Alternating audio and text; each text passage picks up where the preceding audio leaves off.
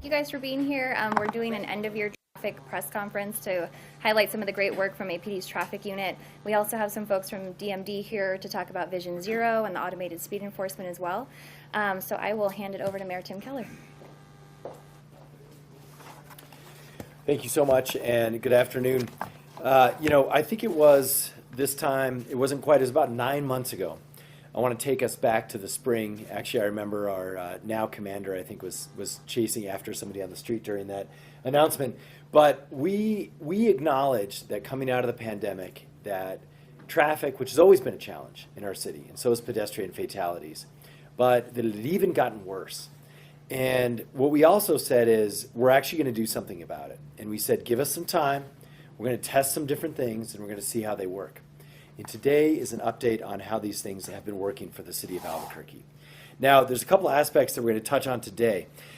First and foremost, our traffic unit has become much, much more assertive and effective, and is demonstrating that our streets are getting safer. And so we're going to go over some of their results, but the short story is that our traffic unit has done more this year than they ever have in the history of our city's operations with respect to what we do in terms of speeding and traffic enforcement on our streets. Now, there's obviously much, much more to be done. We still hear the mufflers, we still see the pedestrian fatalities, but I think we also see progress in the right direction, and that's what today is all about. It also means that we're sending a message to Burqueños and people in the surrounding area who are coming through here, that things are changing in Albuquerque. If you drive recklessly, the chances of you getting caught are a lot higher than they were before. Now, when you layer this into our automated speed cameras, which again, I think it was only 9 months ago when we announced this, and what has happened to the streets where those are up and the general attitude of the city, we are seeing a change in what's happening with speeding on our streets. And it's all part of our commitment to Vision Zero, this concept that we should have zero pedestrian fatalities with respect to traffic situations, and we should have safer roads. So we're going to continue down that path. We're going to continue adding speed cameras. We're going to continue using them. And I thought it was in many ways a nice compliment, which we don't usually get, to see the county looking at joining us in those efforts. This is just how modern traffic safety is all across America. And Albuquerque is finally catching up, and it's having an effect. People are slowing down on the road. So we're going to continue to work on this, but know that we're dedicated to this vision. And we know that at least we're going in the right direction for the first time in many years.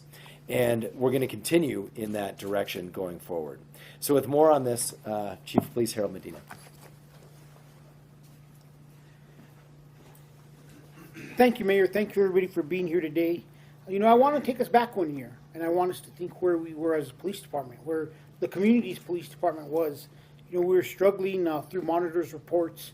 We had a clearance rate of in the 50s in homicides, and our traffic was the #1 most complained thing that we were hearing about. And I want to thank all the leaders within the Albuquerque Police Department for how they stepped up to the plate in the last year, and we'll be releasing more information on each of these topics in the weeks to come, but traffic was one of those places where we needed leadership to step up. We needed leaders who would inspire, motivate, and get our officers to do extraordinary things. We knew that we had reduced numbers, and I want to thank the leadership that's here today, because you did. You accepted the challenge, you stepped up, and you made a huge difference in the safety of people on our roadways within the city of Albuquerque, and I can't thank you enough, and the citizens of Albuquerque can't thank you enough for everything that you've done to dedicate yourselves to make sure that our streets became safer. Last year, as you know, we issued less than 20,000 citations as an agency. I'm happy to say that this year we have increased that by 80%, and this year our officers have issued 32,000 traffic citations as opposed to last year, or 34,108, a little behind on there. And I think this 82% increase is huge for us as a department. Departments across the country are strapped with resources. We actually have less people assigned to our traffic section, and they are making a bigger difference than more individuals did in the last time. In February, we held a press conference, just like we're doing today, and we talked about what we're going to be doing to ramp up citations, and these are the results. We also made some other changes. We talked about our public service aids and how we're going to utilize public service aids And we're going to think outside of the box. And our traffic section came with the recommendation, Chief, let our traffic officers give tickets during the peak times. And I'll be honest, there was pushback from within the department. Union called me concerned. They're like, what are you guys doing? That's what our traffic officers are for. And I think the results have been great. Our traffic citations are up, and I am told that the traffic unit alone gave more citations this year than the entire Albuquerque Police Department did last year. So sometimes we have to be bold, we have to make changes, and we have to look outside the box. I want to thank the mayor, city council, everybody who supported automated enforcement. That's another step in the right direction. I want to thank Commander Joe Veers. He approached us, and we're not done making changes. He approached us about finding ways civilians could assist us, just like we're trying to do in other divisions. And earlier this week, he let me know that we are working on 2 civilians that are going to help with fatal crash investigations and clear up hundreds of hours that our officers spent in trying to complete those investigations. And he has plans to hire 2 more. This is only we are only able to accomplish this because of the support from the administration ensuring that we could budgetarily move monies the way we need to ensure that we hire what we need during this time that we're seeing a shortage. Unfortunately, you know, we did have a lot of incidents during the course of the year, and we'll continue to investigate them, but we'll continue to work as hard as we can to ensure that we continue to issue citations, be innovative and make changes, reallocate resources when we have to, and make sure that we're doing everything we can possible to make the streets of the city of Albuquerque. And before I turn it over to Deputy Chief Smathers, I just want to mention one other thing is our DWI unit is like any other unit that it doesn't have as many resources as it used to.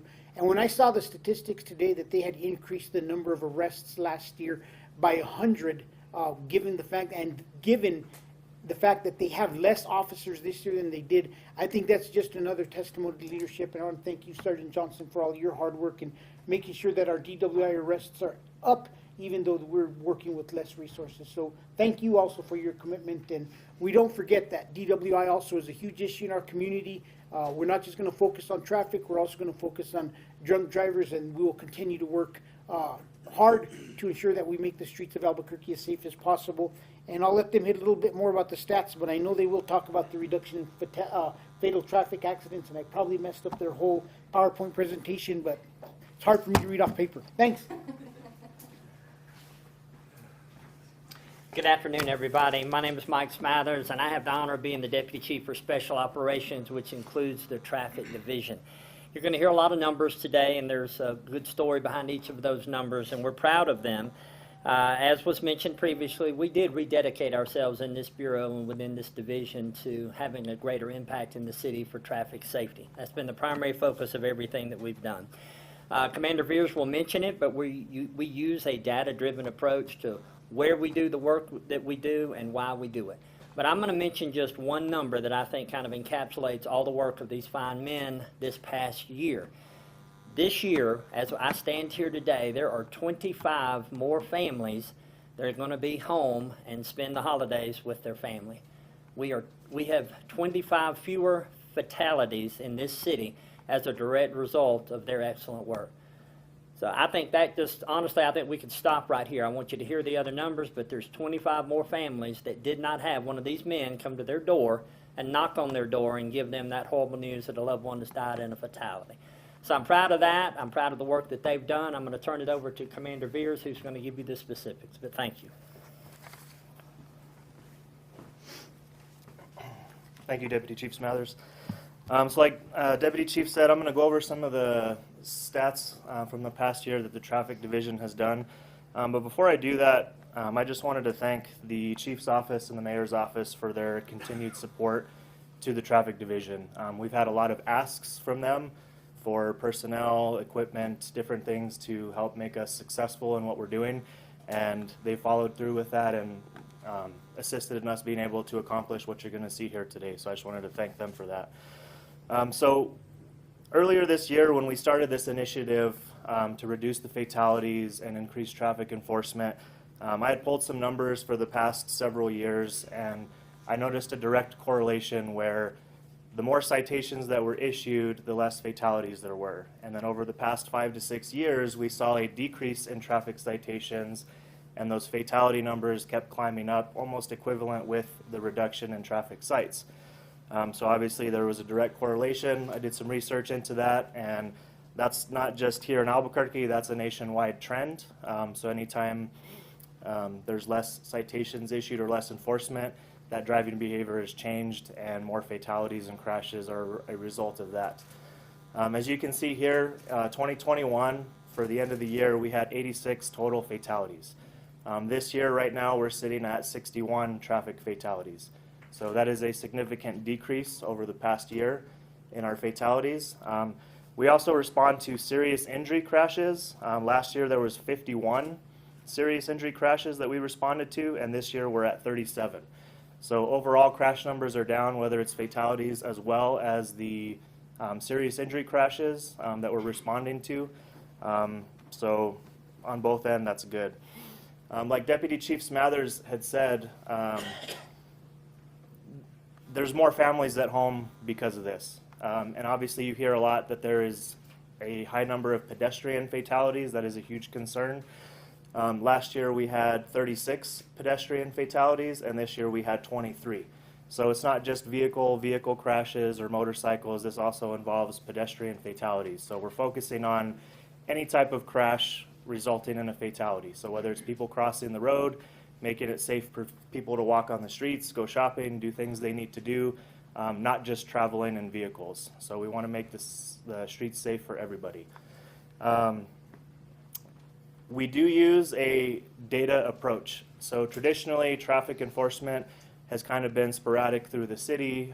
People know there's hot spots. Civilians would call in and complain that there's speeding in this area, people running red lights or stop signs in this area, and officers would respond to those areas to conduct traffic enforcement based on those complaints or areas known for traffic issues. What we've done this past year is we've solely dedicated a lot of our enforcement to data, and that would be operations on the freeway. Obviously, high speeds on the freeway are going to result in fatalities or serious injury crashes. We've done operations in every area command using DDAX, which is a data-driven approach to traffic and crime safety. So what that is basically you overlay crash data with crime data. So not only are we looking at crash and fatalities, but we're looking at a crime aspect that the department is dealing with too. So with short staffing, if we're able to deploy officers to do traffic enforcement and overlay that with crime enforcement, it also reduces crime in those areas as well as reducing those crashes and fatalities. So it's kind of a two-for-one deal there. All of this is based off of data driven from the RTCC, so we use the Real-Time Crime Center. They provide that information. We do a DDAX operation every month. We rotate throughout the entire city. We touch on every area command to make sure that every area that's a hot spot that shows up on this data is touched by the traffic officers, as well as the I-40 and 25 corridor. Another area that was neglected quite a bit in the past was the Central Corridor. We hit that pretty heavily this past year, issuing citations along Central. There was a lot of crime that would deviate off of Central all the way from west to east. So it was very important that we target that area for traffic enforcement to hopefully reduce the crime in that area as well. Just in the Central Corridor, you could see off the stats was over 7,500 tickets just along Central. If you would look at a heat map in the past year, you would have seen very little traffic enforcement done along Central. So we definitely wanted to increase that significantly. Next slide. A new approach we've also taken is aggressive driving along with our hit and run section. There is a new portal that we created with the support of the Chief's Office to allow citizens through evidence.com to upload videos and pictures.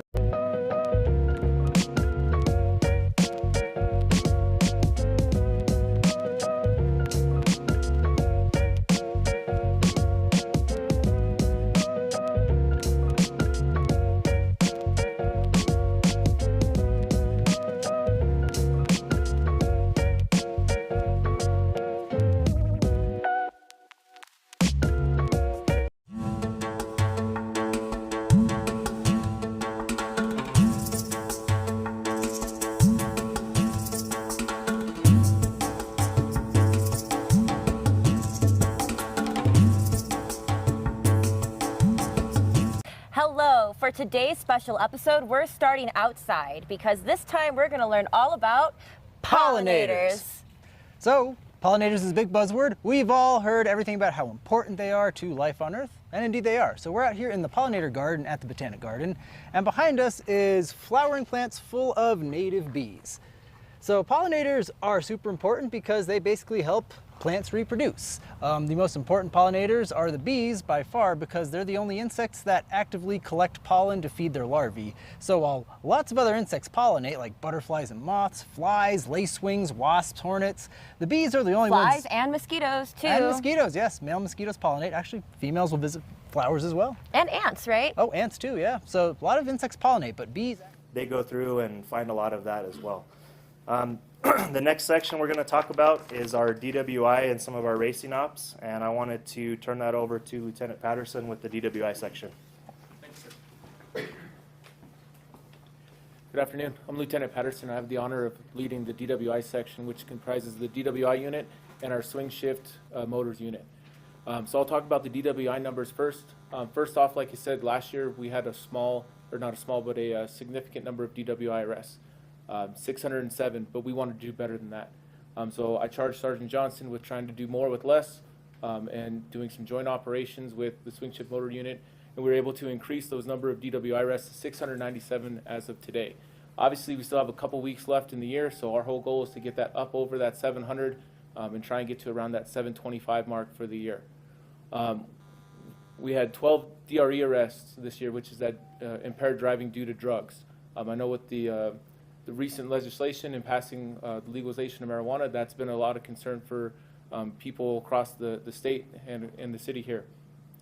Working as a corrections officer is more than a job. Officers, those officers are assigned to the DWI unit, so they're going through, they're out patrolling the streets looking for those impaired drivers, and if we find them, we want to get them off the streets as well to help keep everybody safe. We've increased our traffic stops, going from a little over 12,000 to a little over 14,000 traffic stops throughout the year, and that's just for the DWI unit. Again, trying to locate those impaired drivers before they cause the crash, before they injure any of our citizens here in the city of Albuquerque. To help with that, also, we do our checkpoints. Checkpoints are, even with the change in technology and social media, they're still very effective, and we've seen some very good results from them. We've done 18 checkpoints throughout the year at this point, which have resulted in 83 arrests from those checkpoints. We've also been able to clear 5 misdemeanor warrants and 3 felony warrants, and one stat that's not up there is we've also recovered several guns that were inside of these cars that impaired drivers had on their possession. We'll have a PSA that we have actually coming out here in the next couple of days talking about if you have a firearm in your vehicle. But that's another area that we wanted to highlight, is getting those guns off the streets and away from people who aren't in the right mindset to be holding them.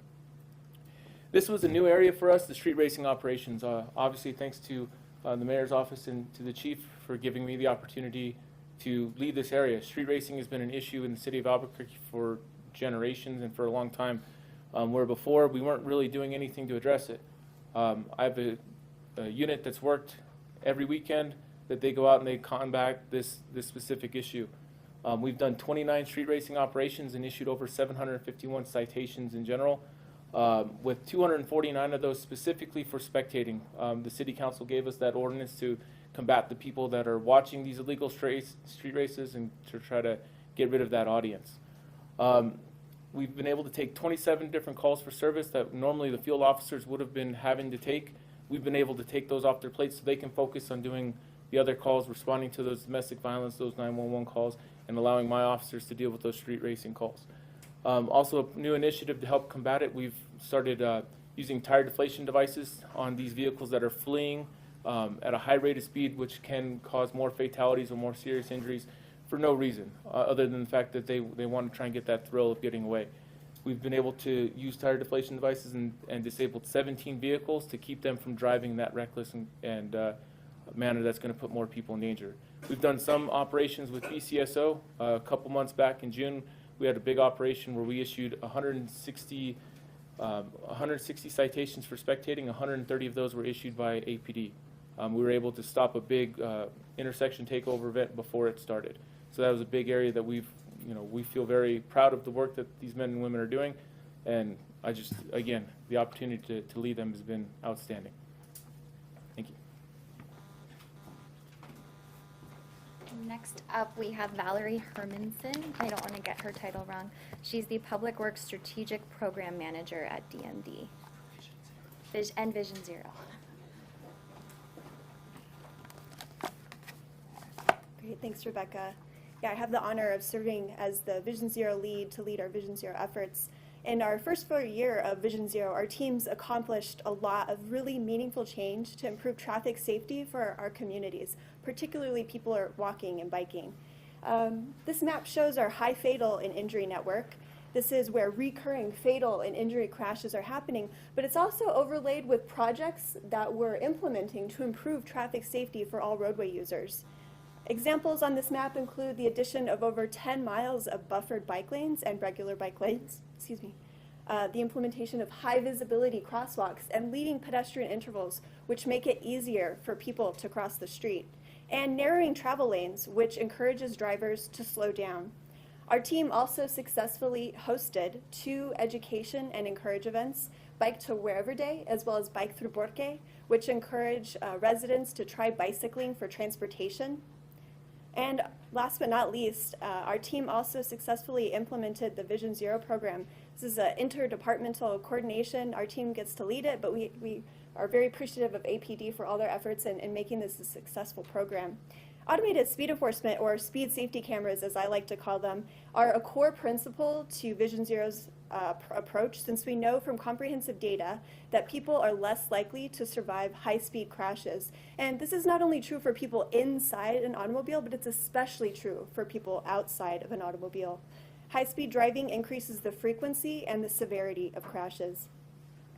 You probably have heard the theme, a data-driven approach, and ASC is in that boat as well. We use a data-driven approach to identify and implement speed safety cameras. This year we've implemented 10, and we're currently using that data-driven approach to identify additional speed safety camera locations based on data, which we hope to add in the near future. As you can see, as of September 6th, we stopped issuing warnings, and we are only issuing citations.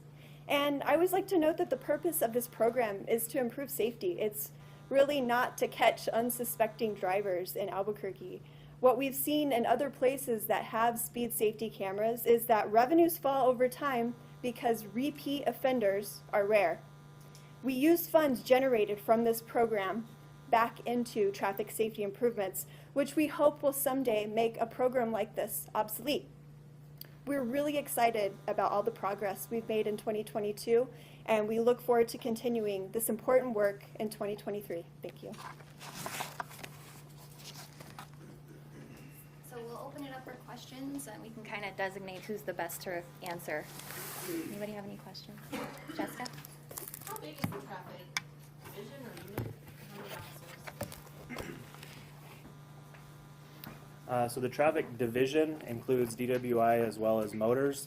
There is 19 motor officers, and there is 5 DWI officers. Is it running 24/7? Just about. It's probably Monday, Tuesday, Wednesday. It is not 24/7, and the rest of the week it is about 4 hours shy of 24/7.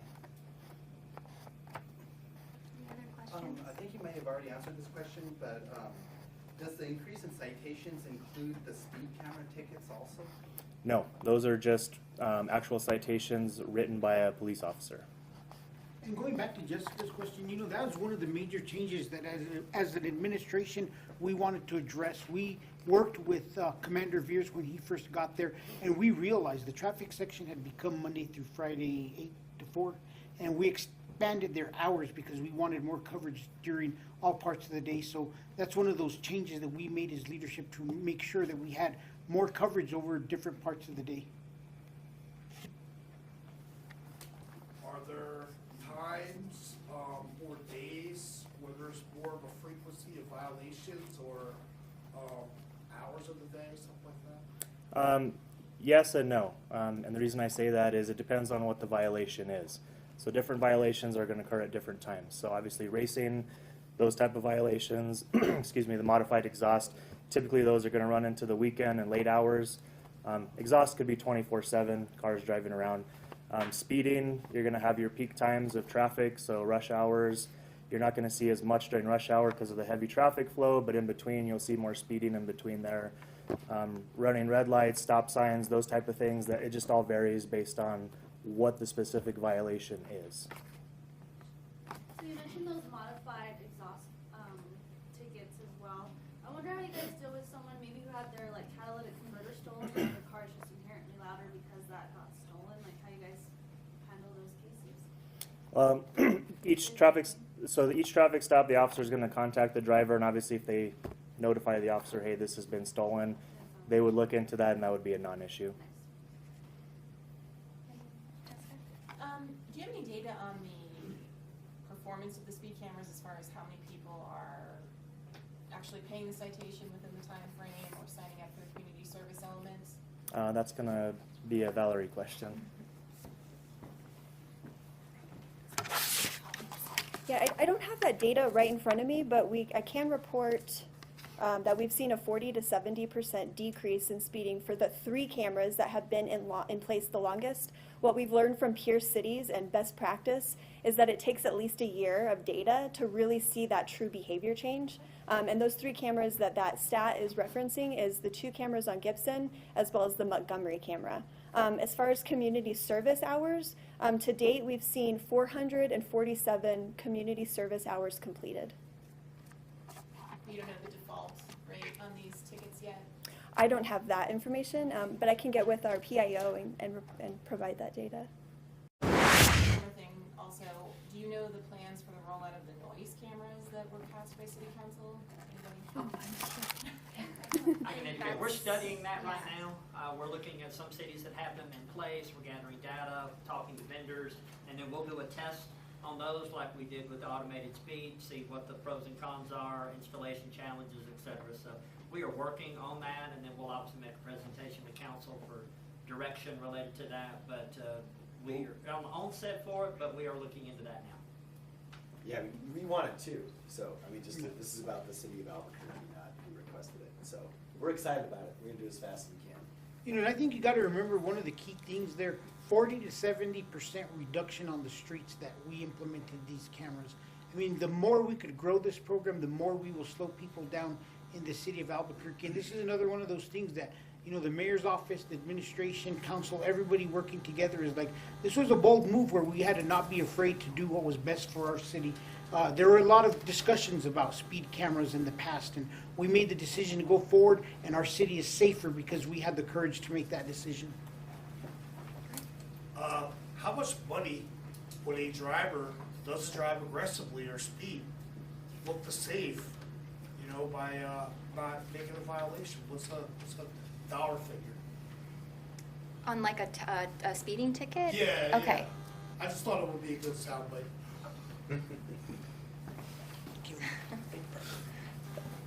I'm sorry, could you repeat the question? I just want to make sure I answer it correctly. I mean, what's the range dollar amount for tickets and citations that are issued? What's like the dollar amount? By an officer? Yeah. So that could range anywhere from just under $100 up to $200 to $300. Depends on the speed. They go in increments of speed. So if you're going, 1 to 9 mile an hour, that's going to be a certain range, like $89, $90. And then you go to the next increment, and then as you increase the speed, then the citation fee increases as well. Thank you.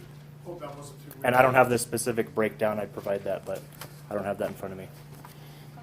And if I got this correct, you guys mentioned that this year there were 10 cameras, speed cameras implemented, correct? Is there an idea of how many could be implemented for the upcoming week? I think that's to be determined. Yeah. Hopefully more. Yeah. Any other questions? Real quick, these citations that are being issued in Albuquerque, the metro, are there areas that are being issued more than other areas? You guys said the central corridor.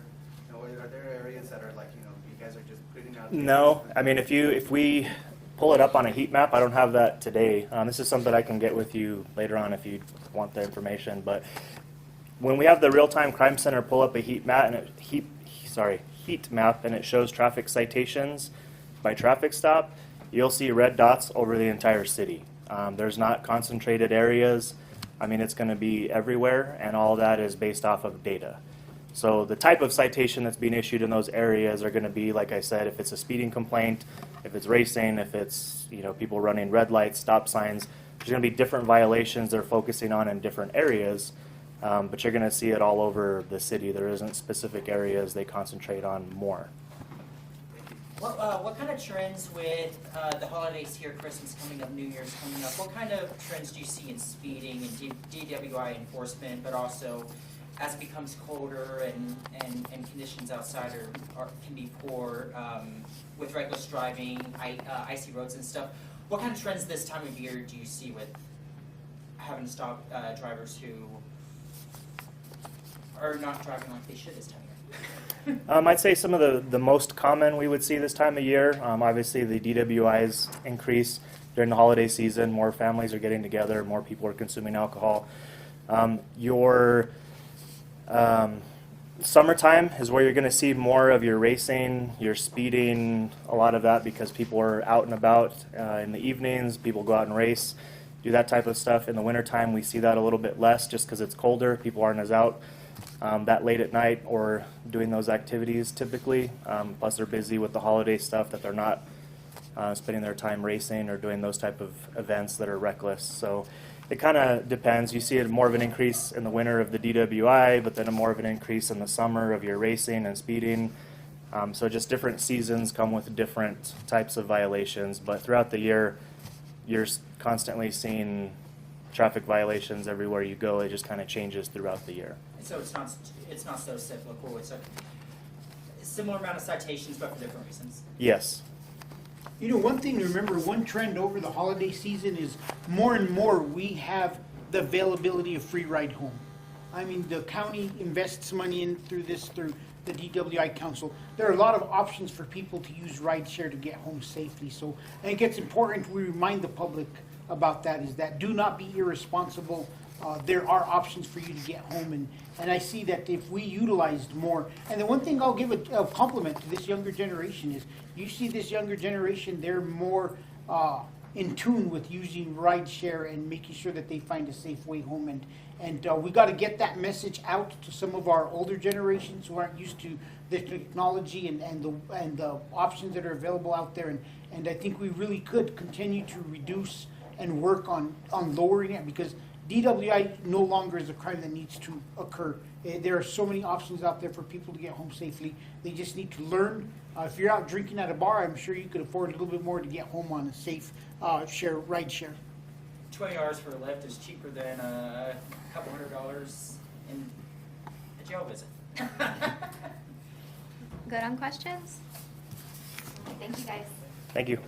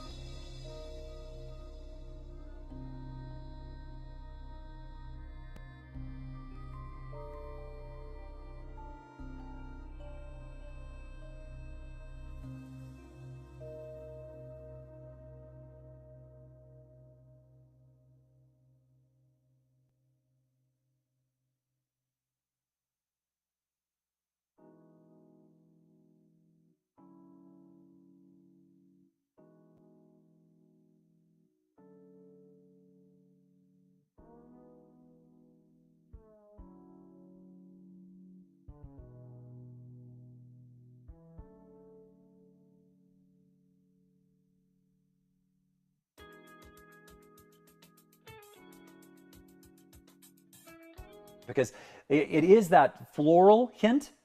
But because it is a floral hint, do not overuse this stuff. You know, some people really get excited with rose. It's very popular these days. I love the taste of rose, which is very Bulgarian. But they, you know, I mean, it's like a person that doesn't know when to stop with the perfume, right? It's very similar when you're cooking. Very little. It's delicate. It's a hint, right? Same sort of thing here. So it's a wonderful scent. And then you're probably, I'm a cap sort of person. So you're literally using just a small portion there on the cap. It's like a 1/8 of a teaspoon or something like that. Try it. You know, if you can handle more, great. Try some more. That's